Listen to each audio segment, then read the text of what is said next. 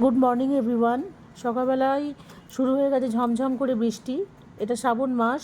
শ্রাবণ মাসে এরকম ওয়েদার থাকে, বিশেষ করে 1 তারিখ থেকে, মানে 1 আগস্ট থেকে 17 আগস্ট অবধি টানা এরকম বৃষ্টি চলবে, যতক্ষণ না সংক্রান্তি আসছে।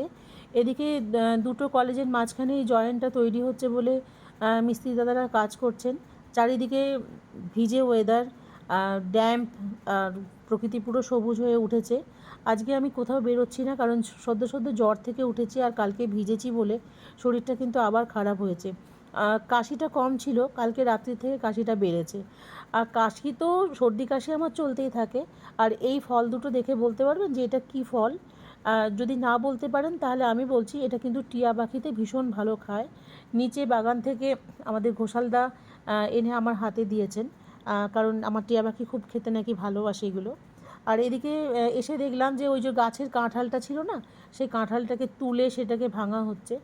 আমার মেয়ের বড় পিসি সেটাকে ভেঙে তার থেকে কী সব মানে ওই কাঁঠালের কোয়াগুলোকে বার করা হচ্ছে। আমি কাঁঠাল খুব একটা খাই না, খুব একটা না, আমি একদমই খাই না, কারণ ব্লাড সুগারটা ভীষণ বেড়ে যায়। আর এই যে দেখছেন, এটা হচ্ছে কাঁঠালের বীজগুলো সেদ্ধ হচ্ছে, সেখান থেকে একটা রান্না হবে। আর আমি একটুখানির জন্য ছাদে এসেছি। ভালো থাকবেন, টাটা।